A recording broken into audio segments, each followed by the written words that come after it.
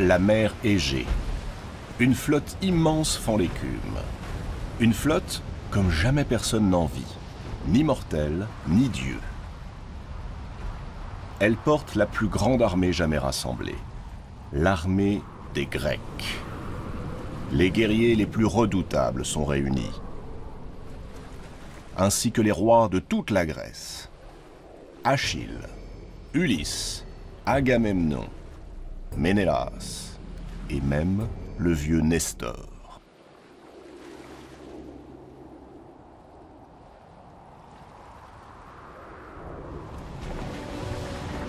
Les boucliers scintillent sous l'éclat du soleil.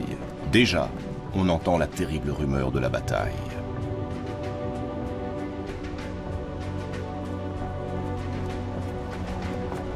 Cette formidable armée fait route vers Troie, la cité aux hautes murailles. Troie, la cité du roi Priam, défendue par ses deux fils, Hector et Paris.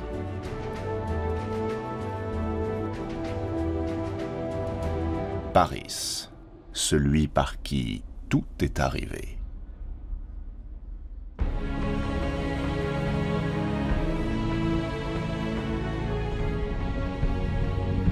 La voix de Zeus fait trembler l'Olympe.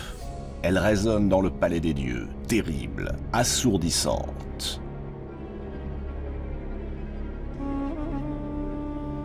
Zeus exige de savoir qui est responsable de cet embrasement.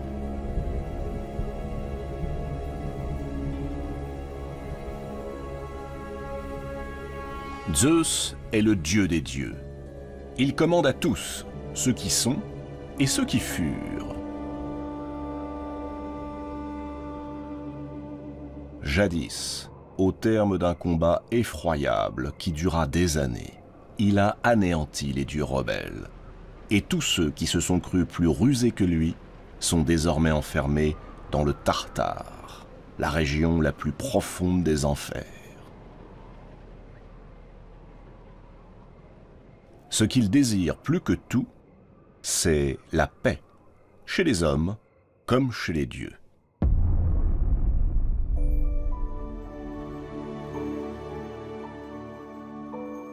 Zeus a convoqué tous les dieux de l'Olympe. Ils sont 12. Poséidon, son frère aîné, règne sur les mers et les océans.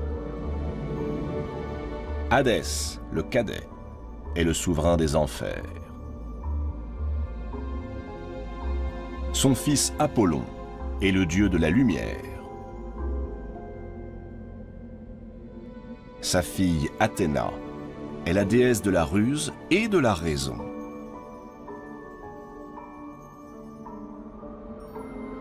Ses autres fils, Arès et Hermès, sont respectivement dieux de la guerre et dieux des voyageurs. Aphrodite, née de l'écume et du ciel, est déesse de l'amour et de la volupté.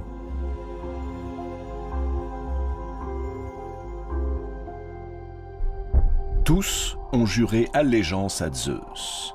Tous redoutent ses colères. Tous contestent son pouvoir.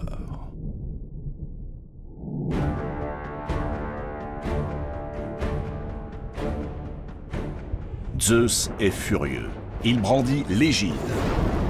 Cette arme redoutable qui déclenche le tonnerre et les éclairs, terrifie les mortels et les immortels. Il scrute chaque dieu.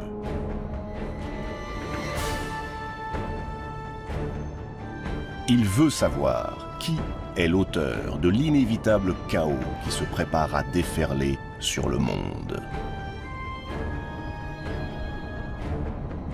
Mais tous se taisent et baissent le regard. Soudain, Héra, l'épouse de Zeus, pointe son doigt vers Aphrodite. C'est elle. C'est elle qui est la cause du drame qui se prépare. Elle seule. Les autres déesses, qui n'ont jamais porté Aphrodite dans leur cœur, confirment. Depuis toujours, elles détestent cette déesse qui sème partout les graines de l'infidélité, prive d'amour les uns, rend les autres fous de passion. Et elles jalousent ces formes trop parfaites.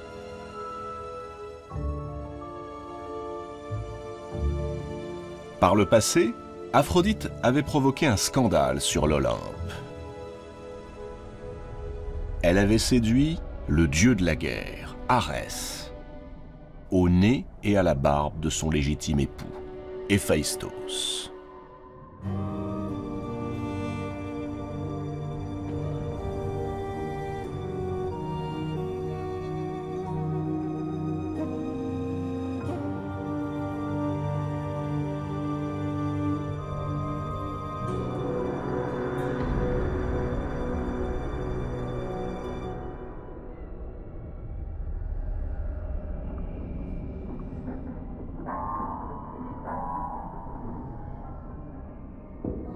Prise au piège, elle avait été bannie de l'Olympe.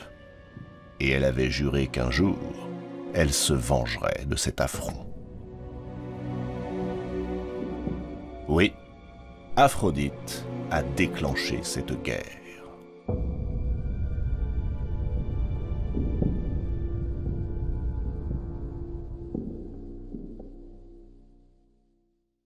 Tout a commencé quelque temps plus tôt, lorsque Paris, le fils du roi de Troie, menait l'un de ses nombreux troupeaux sur les pâturages du mont Ida. Ce jour-là, 3 femmes viennent à sa rencontre.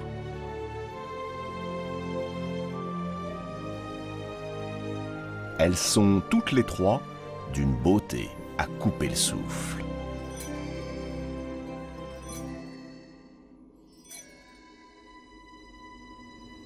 Mais laquelle des 3 est la plus belle? Voilà ce qu'elle demande au jeune Paris. Elle le somme de choisir. Paris est subjugué, mais surtout déconcerté. Il s'avoue incapable de trancher.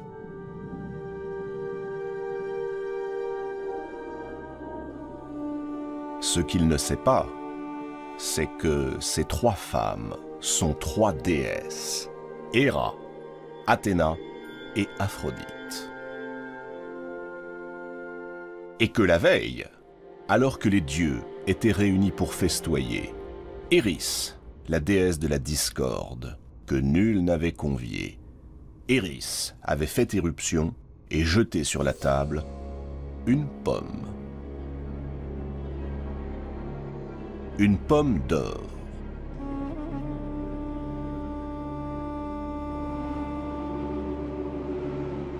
Sur cette pomme figurait une curieuse inscription.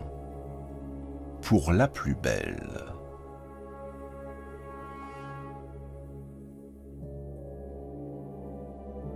Tous les regards s'étaient naturellement tournés vers Aphrodite, car nul n'imaginait rivaliser avec la fulgurante beauté de la déesse de l'amour. Aphrodite s'apprêtait à se lever lorsque 2 autres déesses se dressèrent pour saisir la pomme. Héra, sœur et épouse du roi des dieux, beauté froide mais éblouissante. Et Athéna, fille de Zeus, beauté violente mais étincelante.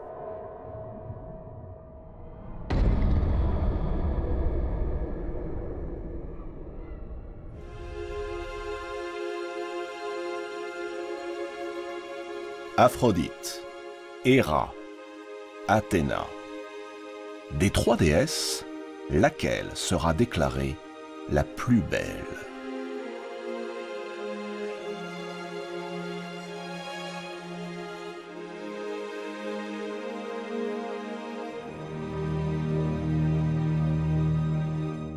On demanda l'avis du maître de l'Olympe. Zeus n'est-il pas fin connaisseur, lui dont on ne compte plus les conquêtes? Elle est longue, la liste de celles qui ont succombé à ses charmes ou à ses sortilèges.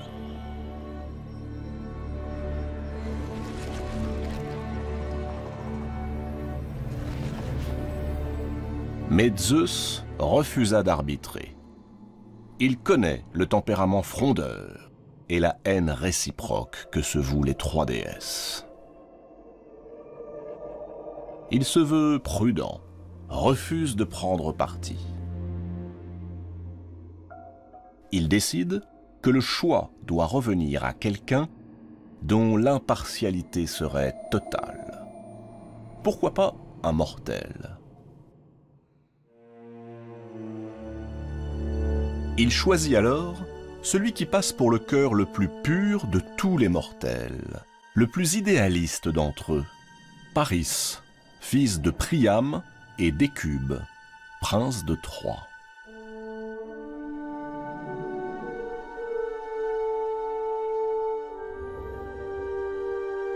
La pomme d'or, devenue pour les dieux pomme de la discorde, sera donc déposée dans la main innocente d'un simple mortel.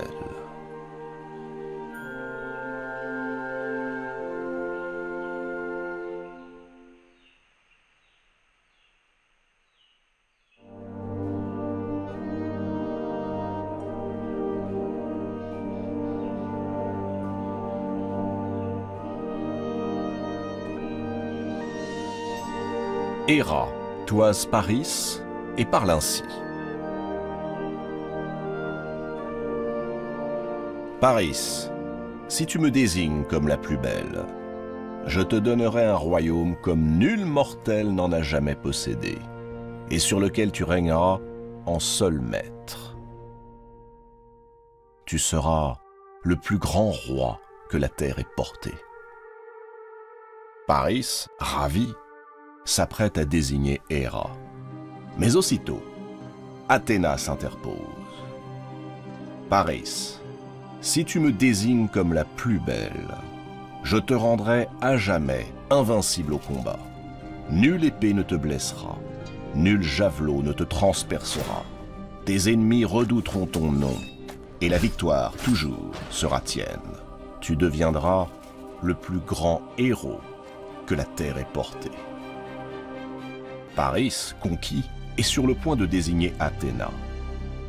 Lorsqu'Aphrodite, d'une voix enjôleuse, lui dit « Paris, si tu me désignes comme la plus belle, alors je t'offrirai la main de la plus belle femme que le monde ait jamais vue. Tu seras le plus grand amant que la terre ait porté. » Paris, sans hésiter, offre la pomme à Aphrodite.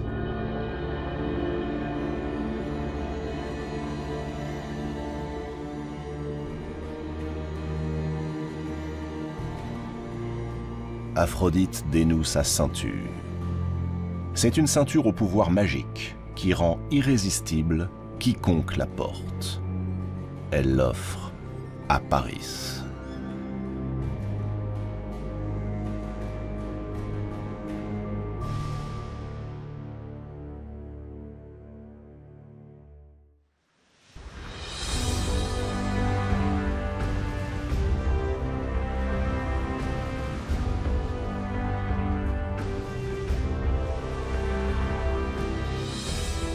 Quelque temps plus tard, le roi Priam envoie son fils Paris en mission auprès du roi de Sparte, le puissant Ménélas.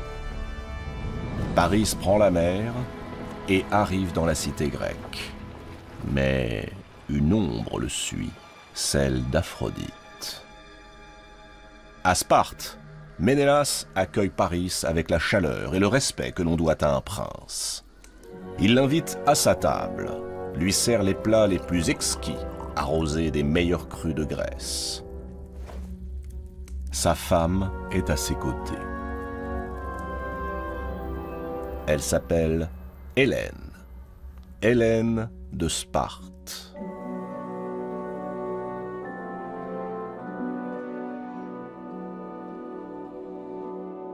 Elle est de toutes les créatures mortelles que la terre ait comptées, la plus belle. Elle fut aussi la plus convoitée. Les princes de toutes les cités demandèrent sa main. Son père, Tindar, l'offrit à Ménélas en faisant prêter serment à tous les autres prétendants de leur porter secours, à elle et à son époux, quoi qu'il leur arrive.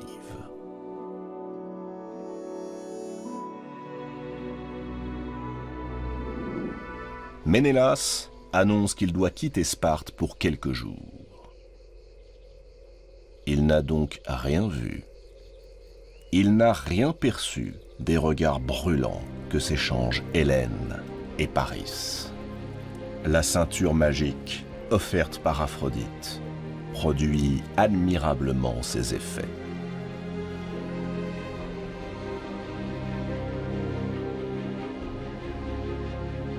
Le soir même du départ de Ménélas, Paris adjure Hélène de tout quitter et de le suivre chez lui, à Troie, pour y devenir sa femme.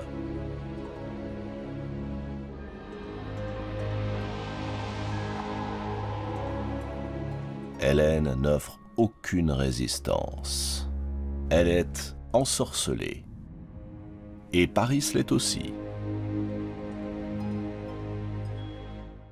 Dans leur insouciance, entièrement livrés à leur passion, les deux amants n'imaginent pas un instant les terribles conséquences qui découleront de leur union.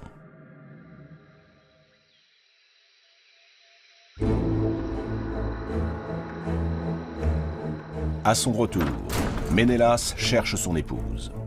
Il fouille chaque pièce, chaque parcelle de jardin, les cours de son palais. En vain. Il interroge les serviteurs, il menace. Personne n'ose lui dire la vérité. C'est une vieille servante qui, finalement, lui avoue que la belle Hélène s'est enfuie avec ce jeune prince que l'on avait si aimablement reçu. Le roi de Sparte laisse libre cours à sa colère. Pareil affront ne peut rester impuni. Ménélas part immédiatement pour Mycène. Là-bas règne le roi le plus respecté de toute la Grèce, Agamemnon, son frère, le roi des rois. Agamemnon a réussi à soumettre, par la force ou par la ruse, toutes les cités grecques. Toutes lui font allégeance et lui versent un tribut. Toutes sauf une.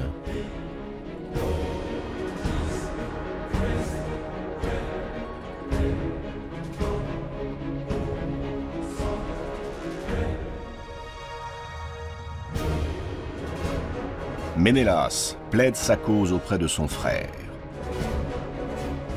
Il a été humilié par le Troyen. Il exige réparation. Il faut lever une armée, partir en guerre contre Paris et ramener Hélène.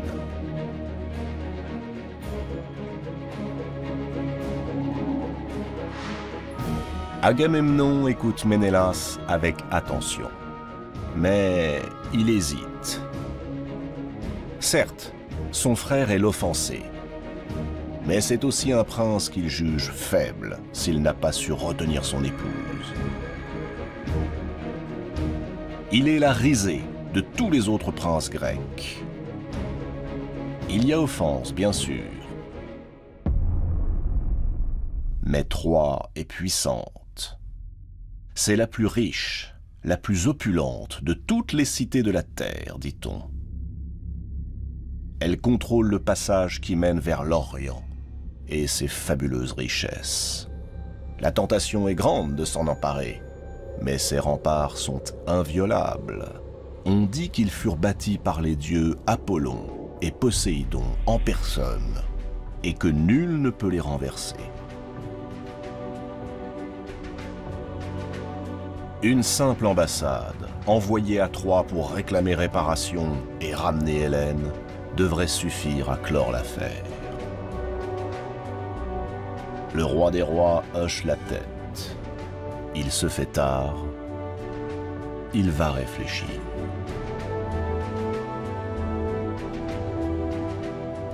Zeus a écouté attentivement Héra, qui vient d'accabler Aphrodite, affirmant que ses sortilèges sont seuls responsables de la guerre.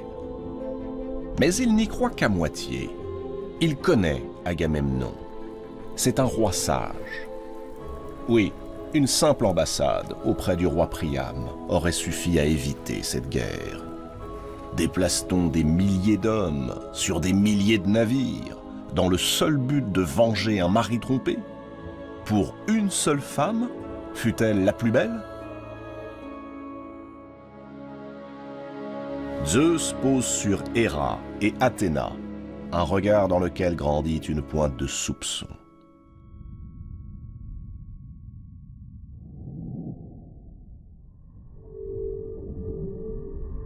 Aphrodite a sans nul doute usé de ses sortilèges pour remporter la pomme d'or. Mais Héra et Athéna n'ont pas dû pardonner l'affront, l'humiliation de ne pas avoir été choisis par le jeune prince.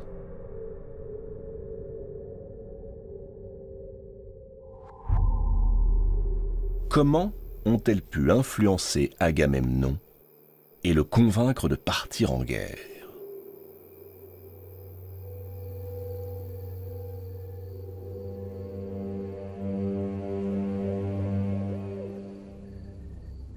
La nuit est tombée sur le palais d'Agamemnon.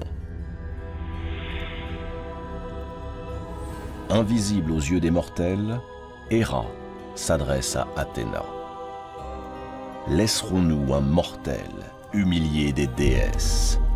Laisserons-nous Aphrodite nous narguer ainsi? Athéna écume de rage. Elle aussi entend venger cet affront, se venger de l'homme qui l'a commis. Et du dieu qui n'a rien fait pour l'empêcher, Zeus, rajoute Héra.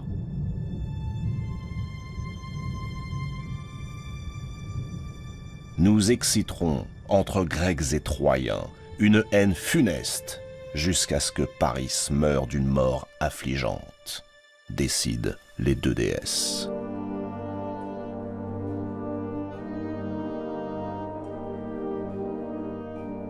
Athéna se penche alors sur Agamemnon.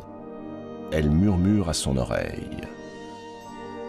Songe à Troie, Agamemnon, la seule ville qui te résiste, la seule ville qui te défie. Sans Troie, l'empire que tu as créé est dérisoire. Écoute-moi, Agamemnon. Je suis le messager de Zeus. Il t'ordonne d'appeler aux armes tous les Grecs. L'heure est venue de t'emparer de la vaste cité des Troyens. Sa conquête sera l'apogée de ta gloire. Les dieux de l'Olympe n'ont plus sur ce point d'avis qui divergent. Tous se sont laissés fléchir à la prière d'Héra. Prends Troie et détruisant chaque muraille. Ainsi, tu entreras dans l'histoire. À l'aube, le roi de Mycène a pris sa décision. L'injure faite à Ménélas est une injure faite à la Grèce, affirme-t-il. Il faut sans tarder réparer l'outrage. Que l'on rassemble l'armée, la plus puissante de toutes les armées. Elle franchira les mers et anéantira Troie pour rendre Hélène à son légitime époux. Les uns après les autres, les rois de toute la Grèce répondent à l'appel de leur suzerain. Ils viennent de toutes les cités. Tous sont prêts à livrer bataille. Tous, sauf deux d'entre eux. Deux hommes dont le destin pourtant fera basculer cette histoire. Achille et Ulysse.